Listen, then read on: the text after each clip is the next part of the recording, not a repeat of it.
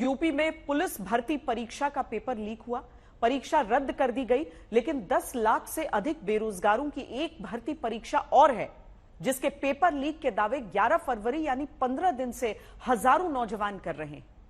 ये बेरोजगार यूपी में हुई आरओ एआरओ भर्ती परीक्षा के हैं, जिनकी मांग है कि परीक्षा रद्द करा के दोबारा पारदर्शिता के साथ हो। लेकिन फिलहाल इन्हें न्याय देने की जगह पुलिस के हाथों दौड़ाया जा रहा है। हंसिएगा मत, रुकिएगा और देखिएगा। दौड़ाए जाते बेरोजगार और दौड़ाते वर्दीधारी पुलिसकर्मी। ये दौड़ पेपर लीक के दावे करते हुए अपने लिए ईमानदारी की परीक्षा की मांग करते बेरोजगार युवा और पेपर लीक न रोक पाई कानून व्यवस्था के सिपाही के बीच। काश की इतनी दौड़ उत्तर प्रदेश की पुलिस और यूपी में परीक्षा व्यवस्था संभालने वालों ने पहले लगाई होती।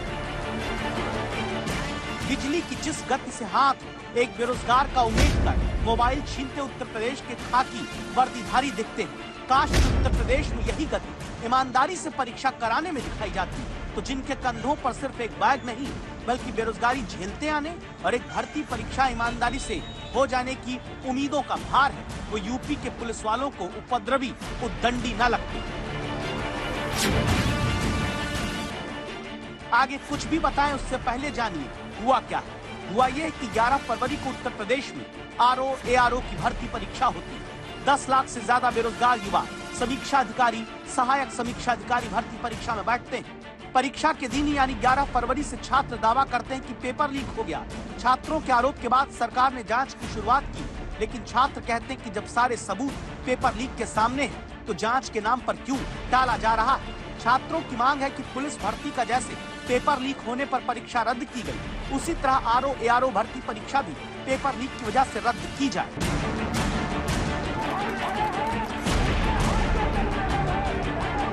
पिछले 2 हफ्ते से ज्यादा बीत गए। प्रदेश के कई शहरों में बेरोजगार प्रदर्शन कर रहे हैं। प्रयागराज में सोमवार को यूपी लोक सेवा आयोग के दफ्तर के बाहर जाकर प्रदर्शन करना था। पुलिस ने रास्ता रोका, छात्र आगे बढ़ने लगे, तो जिन्हें नियुक्ति पत्र बांटने पर ढोल बजाकर प्रचार किया जाता है, उन्हीं को दौड़ाकर पकड़ा जाने लगा। कॉलर पकड़कर ऐसा खींचा जाने लगा जैसे कि बेरोजगार युवा नहीं बल्कि कानून व्यवस्था के लिए खतरा बन चुके कोई अपराधी।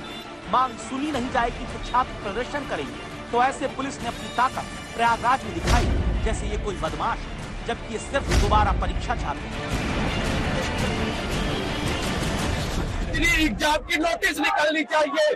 बिना एग्जाम की डेट लिए आज कोई छात्र यहाँ से नहीं हटेगा। रात हो जाए दिन हो जाए, हम यहीं पर भूखे प्यासे बैठे रहेंगे। पेपर एग्जाम होना चाहिए और जो जो धांधली हुई है, जो पेपर लीक हुआ है, उसका जांच जो अपराधी उचित कार्रवाई होनी चाहिए। इन छात्रों को कहा जाता है कि जांच हो रही।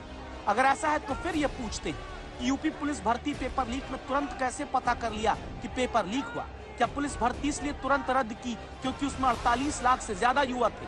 वो प्रदर्शन करते तो चुनौतियां बढ़ जाती।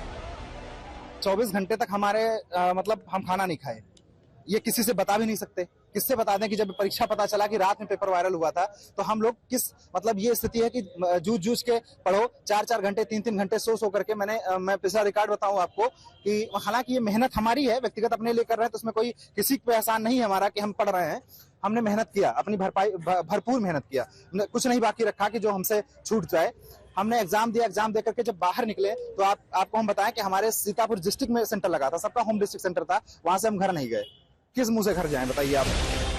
संभव है कि ये खबर देखते दौड़ाए जाते युवाओं को देखते आपको लग जाए कि अरे आप इनके लिए दस्तक क्यों दें। अगर आपको ऐसा रत्ती भर भी लगता है तो रुकिएगा और सुनिएगा।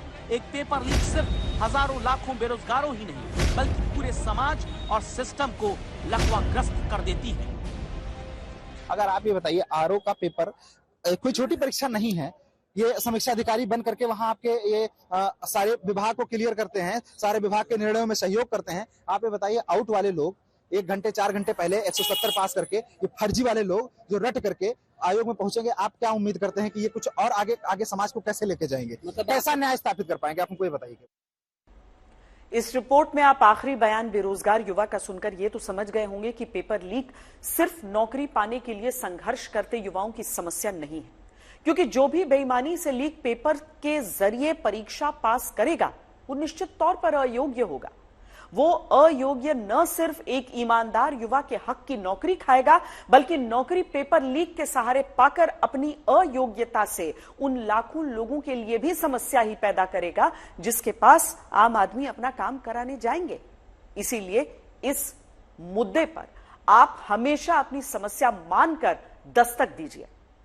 किसी और के घर के नौजवान की कठिनाई मानकर मत छोड़िए, क्योंकि राष्ट्र निर्माण में जरूरी है कि पेपर लीक मुक्त परीक्षा हो। आरोप है कि यही आरओ और एआरओ भर्ती में नहीं हुआ। इसका सबूत वो नौजवान दिखाते हैं जो व्हाट्सएप और टेलीग्राम पर परीक्षा से पहले ही वायरल हुए पर्चे को देखकर हैरान हो गए। पवन के पास यह पेपर उनके मोबाइल पर परीक्षा से पहले ही आ गया था। जब वो परीक्षा दे करके आए, फर्स्ट शिफ्ट की परीक्षा दे करके आए थे, तो उनके मोबाइल पर पहले से ये पेपर पड़ा हुआ था और ये चैट भी पवन की है। पवन से बात करें। पवन, ये जो चैट है ये कब की है, कैसे? 11 फरवरी से ही शुरू हुआ है। इसमें आप किससे बात कर रहे हैं, क्या? सर ये मेरे मित्र हैं, सेलिन है सर। इनको मैंने सर टेलीग्राम पे सर पेपर काफ़ी देर से वायरल चल रहा था, तो सर इसको डाउनलोड किया और पहले तो जीएस का था, मुझे लगा शायद कोई फेक पेपर है, किसी ने बना के डाल दिया। बट जब सर मैंने इसको सब पूरा पेपर थोड़ा स्टडी की तो सर उसमें पेज नंबर 29 और 24 पर हिंदी का भी पेपर मिला। पहले सोचा सर मैंने कि शायद फेक पेपर होगा, लेकिन जब मैं 2:30 बजे परीक्षा दे करके निकला हूँ और उसमें मुझे हूबहू सेम सेट और सेम क्वेश्चन मिले। ये सवाल है कि घोटक का सटीक पर्यायवाची है।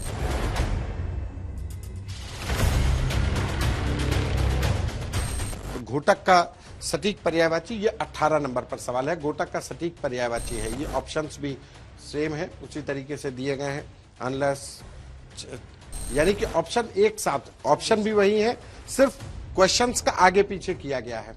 अगर हम आगे और बढ़ते हैं कि मक्षिका किसका तत्सम शब्द है, तो मक्षिका किसका तत्सम शब्द है? जी बिल्कुल सेम है, सिर्फ क्रम चेंज है, सीक्वेंस, क्योंकि सेट अलग अलग बनते हैं तो सीक्वेंस उनका चेंज होता है। बाकी 60 क्वेश्चन आए हिंदी में, पूरे के पूरे आपको मिल जाएंगे। ये वो ओरिजिनल पेपर है, जबकि ये जो 1:18 पर आ गया था मेरे मित्र के पास, वो पेपर है। हर पेपर पर एक नंबर आयोग डाल के देता है, तो ये इससे भी देखा जा सकता है कि जो पेपर वायरल हुआ है और जो पेपर आए हैं, आयोग खुद चाहे अगर वो अपनी जांच में देख सकता है कि इस कोड का पेपर हमने बनाया था कि नहीं।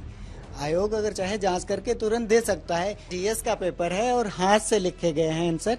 इसमें किसी ने पेपर इनको भेजा, मनीष बीएड ने पेपर किसी को भेजा है, ठीक है। पेपर जो भेजने का टाइम है वो 8:26 AM है, यानी कि सुबह भेज दिया गया, जबकि 9:30 बजे से पहला पेपर था और 8:26 पर ही भेज दिया गया।